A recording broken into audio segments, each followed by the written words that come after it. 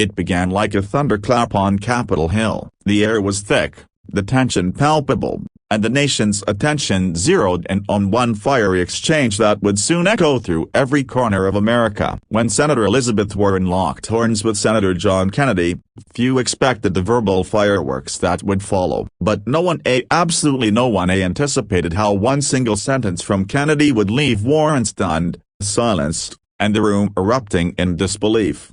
The confrontation took place during a heated Senate hearing on fiscal responsibility and government spending. Warren, known for her sharp intellect and relentless style, had come prepared for a fight. Her tone was crisp, her body language fierce, and her eyes locked on Kennedy like a hawk. She challenged him, accused him of protecting corporate greed and turning a blind eye to working families. Her voice grew louder with every word, echoing across the chamber. It wasn't just a debate anymore, it was personal. But John Kennedy, the Louisiana senator with the drawl and wit of a Southern storyteller, sat calmly, almost amused. He didn't interrupt, didn't flinch. He simply listened. When Warren finally paused, catching her breath and waiting for him to stumble under the weight of her accusations, Kennedy leaned forward slowly, deliberately and delivered a sentence that would become legendary.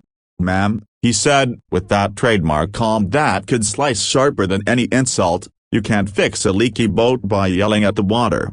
For a moment, silence consumed the room. Even the cameras seemed to freeze. Warren blinked, her expression caught somewhere between disbelief and frustration. The meaning of his words hung heavy in the air, a metaphor that not only dismissed her attack but exposed the futility of her argument. Kennedy wasn't just responding, he was teaching a lesson. What made the moment even more powerful wasn't just his wit, but the sincerity that followed. Kennedy continued, his tone firm but steady, as he spoke about the real struggles of Americans: farmers facing bankruptcy, small businesses drowning in taxes, and working families stretched thin by inflation. He talked about leadership, about the difference between shouting for attention and actually solving problems. And as he spoke, the tension in the room shifted. Suddenly, this wasn't a clash of egos, it was a moral moment about truth, humility, and service. Warren tried to recover, to redirect the exchange, but Kennedy's words had already captured the hearts of millions watching at home. Clips of the exchange flooded social media within hours. Some called it the burn of the year, while others saw it as a refreshing reminder that reason can still outshine rage in politics. For days, pundits debated this followed. Some accused Kennedy of grandstanding, others praised him for his composure and clarity. But beyond the noise, one truth remained undeniable: in a political climate dominated by shouting matches and chaos, Kennedy's calm conviction stood out like a beacon.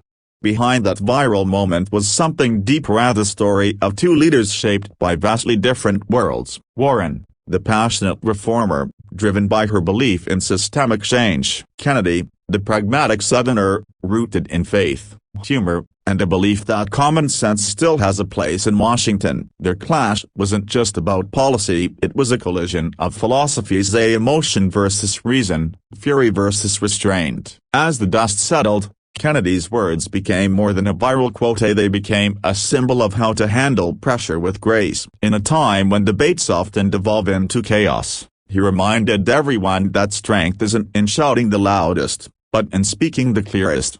Weeks later, when asked about the exchange in a local interview, Kennedy smiled softly and said, "Senator Warren and I may not agree on much, but I respect her fight. Still, sometimes, you've got to remember, people listen more when you whisper wisdom than when you shout anger." That single line carried a message far beyond politics, a reminder that humility, humor, and heart can still triumph in a world that too often rewards hostility.